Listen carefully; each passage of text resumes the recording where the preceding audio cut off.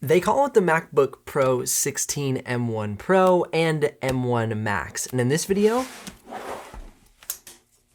let's unbox it.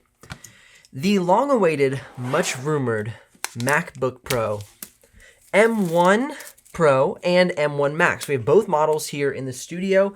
And what we're gonna do is unbox the M1 Pro, and then we're going to benchmark both the M1 Pro and the M1 Max to see which one you should buy. So if you want to keep an eye out for those videos, definitely subscribe to the channel and ring the bell so you don't miss out on the full dedicated reviews. We're gonna do video editing benchmarks, all kinds of stuff, but first and foremost, the unboxing. I'm quite excited about this model. It is a little heavier than I honestly expected. I mean, that feels pretty weighty. And I'll pull up, of course, the weight and thickness here on the screen. Pull that out of the way there. That is heavier than I expected. But let's just keep moving on with this unboxing here. And man, that is surprising, honestly. And then, of course, we have the new MagSafe to USB-C charger cord, which I think is fantastic. So if you tear this cord or your dog chews it up, the whole charger block is not unusable. You could simply get a new one of these cords. And of course, here is our 140-watt charger block. This thing can charge the laptop very quick. I'm excited to see how quick indeed during the test. All right, so now that we've gotten the accessories, which are very little out of the box, I kind of like that. Let's actually go ahead and get this laptop out of its packaging. Man, that is cool. I love the engraving. This is a new touch on the latest models of the MacBook Pros. I didn't get a 14-inch. I might get a 14-inch in. I'm not totally positive. We shall see. Man, that is so nice. As you can see, they brought the vents back here on each side, similar to my 2015 MacBook Pro. I'm really excited to see these.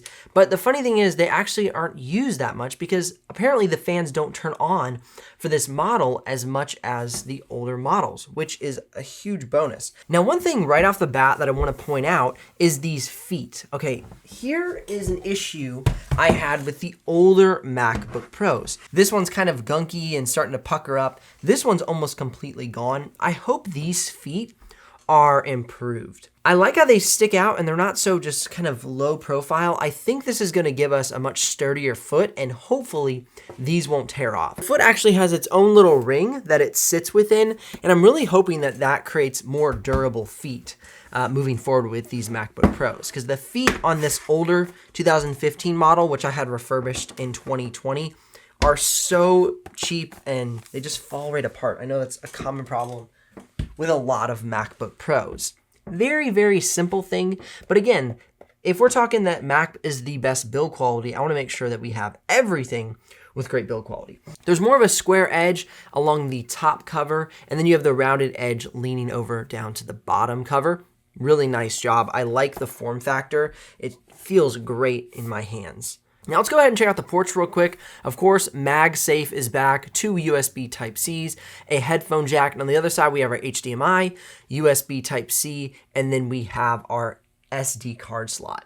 Going back to the HDMI was a really good move for on-the-go creators. I really don't think it's going to be the best port for the next 2 to 5 years, but I think when you show up to a meeting and all there is an HDMI cord to a projector or a display that you're going to be presenting your work onto or giving a PowerPoint presentation or a meeting, whatever it might be, you want to make sure you have that HDMI port so if in case you forget your dongle, you're good to go. And that's the biggest reason for bringing back the HDMI. Not because it's the most amazing port, but because it's so standardized amongst boardroom meetings and the like. If you're curious about the exact pricing of the M1 Max or the M1 Pro, you can head down in the description below and click one of those links. Now, if you do use that link to make a purchase, I will get a small commission, but at no extra cost to you. But of course, that's what keeps this channel alive and the helpful content coming your way.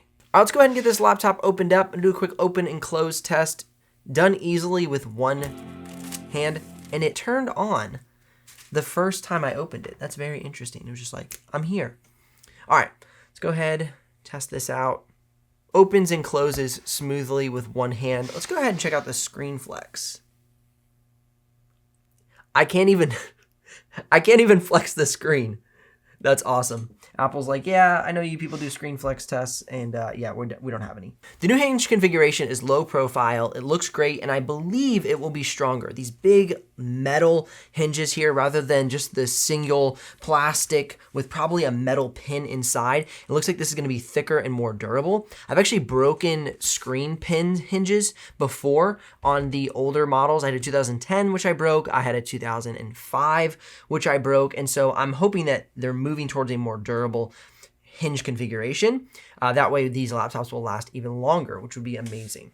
While we have the laptop open, let's of course go ahead and look at the trackpad. I know this is comparing to 2015, but it is hilarious to see how small this 2015 trackpad is compared to the latest 2021 MacBook Pro 16. I know that the, 2017 to 2019 models were big as well, but this is something I use every day, and it's great. I don't find the trackpad too annoying or too small, but like, look at the size of that. It's crazy how big it is. So I just thought I'd show that really quick. The trackpad is great. It's still that same massive trackpad. I mean, it's really crazy how big this trackpad is compared to some other models like the Z16 and even the Asus Zephyrus M16. This is just a massive trackpad, and they fit it so nicely into the chassis. The keyboard cluster they keep nice and small in order to fit room for things that we consider more essential, like great audio in this large trackpad. The keyboard is set into this black anodized bed, which is very different from the MacBook Pros of the past. This is the first time they've ever brought this out. I think it's cool. I mean, I don't think it's like this earth-shattering design move. It definitely sets them apart from other laptop manufacturers. But it's, it's the same material as the actual chassis. They've just done an anodized spray basically on it and then sealed that in. It's fine. It doesn't blow my socks off, but it's a cool difference from the older models to the newer models. I think really what it does, because the laptop from 16-inch model Intel to MacBook Pro M1 looks so similar, that it really lets you stand out amongst a sea of other MacBook Pros so that people know you have the newest MacBook Pro M1. And I say that in all seriousness. I mean, there's a level of status that comes with purchasing these laptops, which I don't think should be a reason that you purchase it, but people do. And so if you're purchasing it so you can say, hey, I have the latest MacBook Pro M1 Pro or M1 Max, then you have the keyboard bed to prove it. And I hope you don't purchase one because of that. We're gonna do all the full benchmarking here on the channel so you can know if this is actually the laptop you should purchase for your needs, or if you should simply stick with what you have or get maybe a Windows-based laptop. I think these are a premium laptop with a premium price tag. There's reasons you should definitely buy this laptop, and we're gonna get into that in the full reviews because I wanna make sure I'm testing them and understand them completely before I make any drastic recommendations on should you buy it or should you not. Now, one thing that a lot of people were wondering is what happens with the mouse cursor, and it just goes right through the camera there. So you can actually see it like halfway through. So it still acts like the screen is there, which is really neat.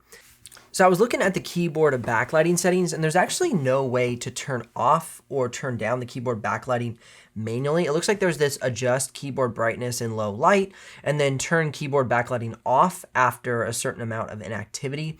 But there was actually no way to just manually control the keyboard backlighting. I don't know if I like that or I don't like that. I think that's good in the sense of battery life. I think Apple is thinking how to save the most battery life. People, if they walk away from their computers, don't think to like turn off their keyboard brightness when they walk away. So I think it's cool that after a few seconds of inactivity, you can have it just go off, and then you can just like tap it and keep using it again. And then also adjust keyboard backlighting brightness in low light will also help cut down on the battery usage. I think that's one of this computer's top 4 most important elements: battery life optimization, power consumption during creator apps, fan noise, and thermal limitations. And by thermal limitations, I mean this thing I'm anticipating not getting hot when conducting very high stress tasks in creator apps. Before I run a quick sample of the webcam, I do these unboxings to really give you guys my initial first impressions, the first time I ever see the laptop, but also to field your questions.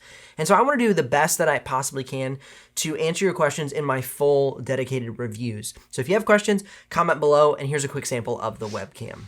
Here is a test of the webcam. It's a 1080p webcam. Checking out the audio as well to see if you like the webcam, see if it fits for your needs. It's definitely better than the crappy 720p webcams we've had forever. So I'm super stoked that Apple made this move for the 1080p. If the unboxing was enough for you, you got links in the description below if you're ready to make a purchase. Likes if this video has brought you some value, and of course subs if you don't want to miss out on all of the reviews and tests coming out on my channel. I'll see you guys here in the future uploads. The new Hinge configuration was... The new Hinge... macOS contains a built-in screen reader called VoiceOver. I don't care.